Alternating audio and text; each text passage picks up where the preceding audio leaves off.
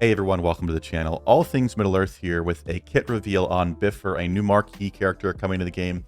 I've got some thoughts on that, but we're not going to talk about it today, but today we're just talking about Bifur. He has a leadership ability, which is going to bring viability to the dwarves a lot sooner than I thought it would be happening in this game, as well as some anti-AoE and anti-large unit mechanics, which are very, very interesting. So stay tuned. A very interesting kit coming up in just 1 second.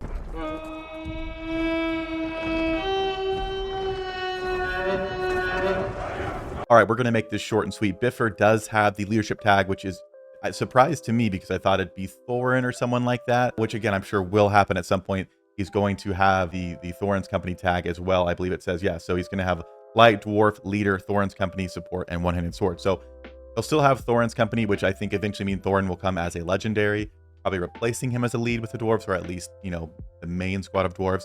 But it says he's best used with Feely and Keely. And I do think Gimli can plug into here as well, depending on how you're using him. If you're using with Legolas, potentially Legolas could plug in as an extra here with Gimli. We'll see. But anyway, was not expecting a leadership ability on Bifur, but it's very interesting and kind of goes against the current meta, which I like. So first of all, we have his basic ability, which is called Even the Odds. This is a attack at the max level. You're getting 170% damage and you dispel 1 boon. So anything that has extra stuff on the basic, I'm a fan of. It just means even if your stuff's on cooldown, you're still having a little bit more than damage going out. You get a boon dispel. So yeah, boon dispel on the basic, nothing crazy, but it's all right.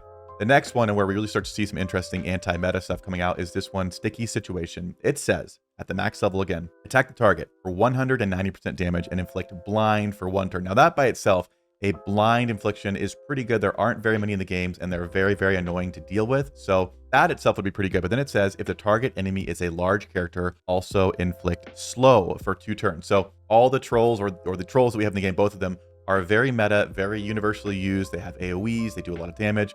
So having an ability that can not only blind them, but then slow them down. They're already slow characters in general, so slowing them down for 2 turns is going to really limit their usefulness. Now, I don't think it's going to like completely nerf them, but I definitely think this ability could help out with those big troll characters who are honestly some of the best characters in the game. The Great Goblin is also a large unit, but I don't think he's as viable or as used. But the Ironhide and then the Troll Brute here, seriously, very, very good. The next one up is called Rousing Tune, and it says at the max level, cleanse 2 Banes and grant 2 stacks of defensive. And just make a mental note there, defensive, that's something that's going to play in very much to this team. So 2 stacks of defensive to self and the ally with the most health.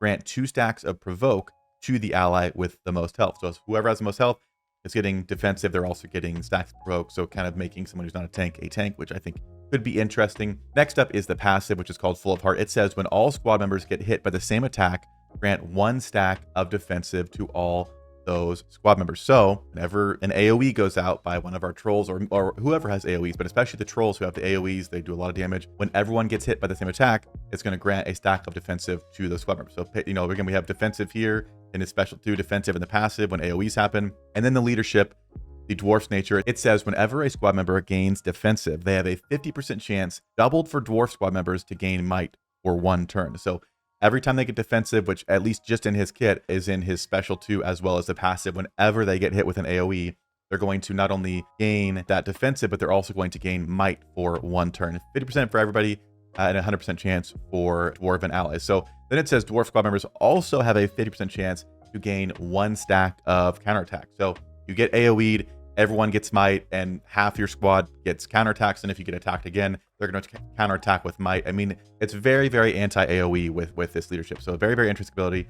And then it says all members gain 15% resistance. So a very interesting character, and probably not the most anti-meta, but I do like that we're seeing a character who helps round out the meta more. So it's not just plug Ironhide or plug the Troll Brute or whoever it is into any lineup, because they really can plug into any lineup, and most people use them in any lineup. So now it makes them a little bit less viable, which I think is probably for the better, just so they're not, again, they're kind of overused. So I think it's kind of interesting. Again, I don't want them to be nerfed. I don't want AoEs to be, you know, gone and never used, or trolls to be not used, but I do think a little bit of balance for some of these very, very powerful characters would be interesting to see. So I'm curious what you guys think. Do you like Bifur? Are you going to get Bifur again? I have my own thoughts on just this marquees versus like playable content in the game. It's like daily playable content. Raids are about once a week. So I have my own thoughts. I think Bifur looks very cool, and I think the kind of anti-AoE, anti-large unit thing is very, very interesting and not what I was expecting at all. So Let me know what you guys think down below. Are you getting Bifur? And how do you think he will play out with his 2 or 3 Dwarven allies? Maybe Gimli and Legolas and Keely Bifur make a full squad, and they honestly would probably do okay. So curious what you guys think, but that'll do it for this one. And as always, I'll see you guys in a future video.